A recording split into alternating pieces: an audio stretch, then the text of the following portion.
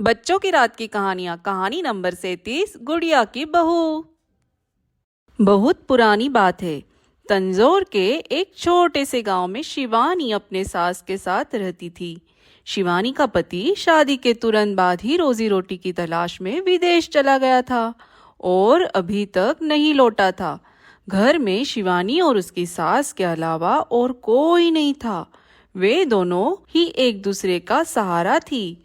शिवानी अपनी बूढ़ी सास का बहुत आदर सम्मान करती थी। सास भी बहू का पूरा ख्याल रखती। बहू कोई भी काम करने से पहले अपनी सास से अवश्य पूछती थी।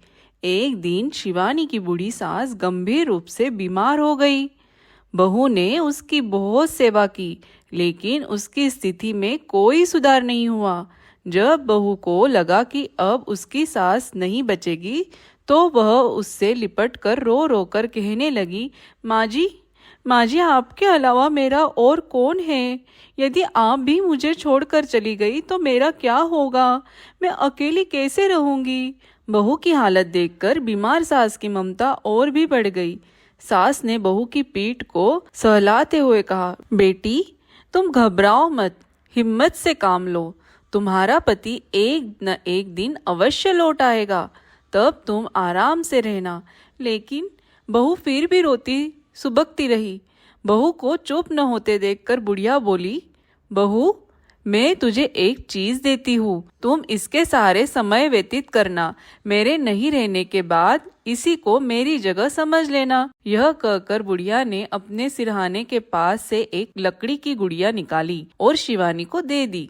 बुढ़िया की हालत दिन प्रतिदिन बिगड़ती जा रही थी। एक दिन वह चल बसी। शिवानी रोध होकर कुछ दिनों में सामान्य हो गई। वह सास से मिली गुड़िया से बातें करती और उससे सलाह लिया करती। वह गुड़िया से सवाल पूछती और फिर खुद ही गुड़िया के बदले आवाज बदलकर जवाब भी दिया करती। वह गुड़िया से बोली, अब तुम ही मेरी माँ हो। मैं हमेशा तुम्हें अपने साथ रखूंगी और हमेशा तुमसे ही सलाह लूंगी। समय बीतने के साथ साथ शिवानी भी घर संभालने में लग गई। एक दिन शाम के समय भोजन बनाने के लिए जलावन की लकड़ी नहीं थी। शिवानी ने गुड़िया से पूछा, माँ मैं जलावन की लकड़ियाँ जंगल से ले आऊं? हाँ बहू अवश्य, तुरंत रास्ते में जरा ध्यान से जाना। शिवानी सूखी लकड़ियाँ लेने जंगल पहुंची। उसे लकड़ियां चुनते चुनते अंधेरा हो गया था। इसी दौरान आकाश में बादल छा गए, बिजली चमकने लगी और बारिश भी शुरू हो गई। कुछ देर इधर उधर पेड़ के नीचे रुकने के बाद शिवानी ने गुड़िया से पूछा, माँ जी अब मैं क्या करूँ? क्या मैं पेड़ पर चढ़कर रात बिता लूं? गुड़िया बोली, हाँ बहू रात यहीं पर बिता लो। शिवानी जहाँ खड़ी थी वहीं पर स्थित एक बरगद के पेड़ पर चढ़ गई। वह पेड़ की एक मोटी डाल पर बैठ गई। आधी रात बीत जाने पर उसने देखा कि 3 व्यक्ति बरगद के पेड़ के नीचे आए और एक चादर बिछाकर बैठ गए। एक व्यक्ति ने एक दिया जलाया, फिर दिए की रोशनी में उन तीनों में से एक व्यक्ति ने एक थैली चादर पर उलट दी। दूसरी थैली से ढेर सारे सोने चांदी के जेवर और सोने चांदी के सिक्के चादर पर गिरे। वे तीनों देखने में लुटेरे लग रहे थे। शिवानी ने देखा कि वे लूटे हुए धन को बांटने के लिए यहाँ बैठे थे। माल को देखकर तीनों की नीयत डोल रही थी। वे तीनों ही ज्यादा माल हड़पना चाहते थे, इसलिए तीनों में बहस होने लगी। जब एक लुटेरे ने जोर से चिल्लाकर विरोध किया तो शिवानी बहुत डर गई। वह डर के मारे कांपने लगी। इतने में उसके हाथ से छूटकर गुड़िया एक लुटेरे के सिर पर जा गिरी। डर कर वह लुटेरा उछल पड़ा और भागते हुए बोला, भागो भागो भूत। यह सुनकर बाकी लुटेरे भी डर कर भाग गए। वो लूट का सामान वहीं पर छोड़ गए थे। शिवानी सवेरा होने तक पेड़ पर ही बैठी रही। सुबह हुई, उजाला हुआ, लेकिन अभी भी जंगल में सन्नाटा पसरा हुआ था। शिवानी धीरे धीरे पेड़ से उतरी और वहाँ पड़ी गुड़िया से पूछा, माँ जी अब मैं क्या करूँ? क्या मैं इन चीजों को उठा लूँ? गुड़िया बोली, हाँ बहू अवश्य, लेकिन यह सामान असली मालिक को वापस कर देना। फिर शिवानी ने सारी चीजें बटोर कर उठा ली और घर चली आई।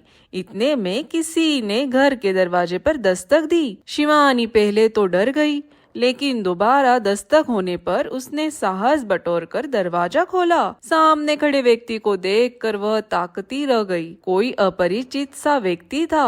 आगंतुक ने कहा, शिवानी, तुमने मुझे पहचाना नहीं? मैं तुम्हारा पति हूँ। यह सुनकर शिवानी भावुक हो गई। उसने अपने पति के चरण छुए और पूरे आदर के साथ उसे अंदर ले गई। शिवानी बोली, मुझे तो लगा था कि कोई इन चीजों को लेने आया है, लेकिन खुशी हुई कि आप थे। पति ने हैरानी से पूछा, तुम किन चीजों के बारे में कह रही हो? आप स्वयं आकर देख लीजिए, इधर आइए। यह कहते हुए शिवानी ने थैली का सारा सामान बिस्तर पर पलट कर दिखा दिया। शिवानी, तुम्हें यह सामान कहाँ से मिला? क्या तुम लुटेरों से मिली हुई हो?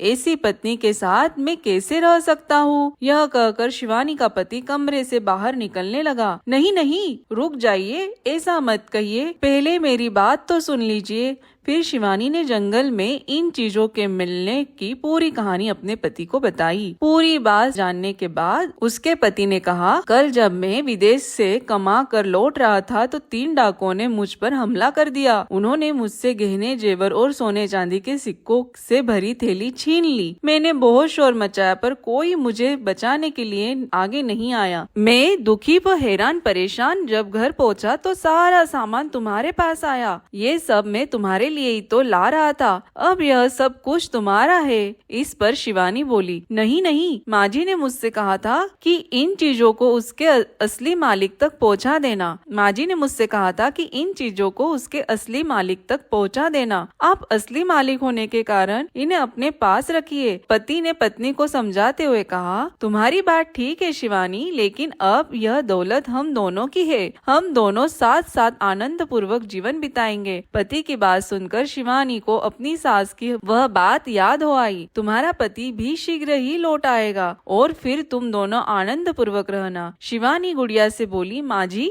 मेरे पति आ गए हैं, अब मैं उनके साथ रहूं? गुड़िया ने प्यार से कहा, हाँ बहू, अवश्य, दोनों आनंद पूर्वक रहो। चलो बच्चों, कल फिर मिलेंगे एक नई कहानी के साथ। Good night.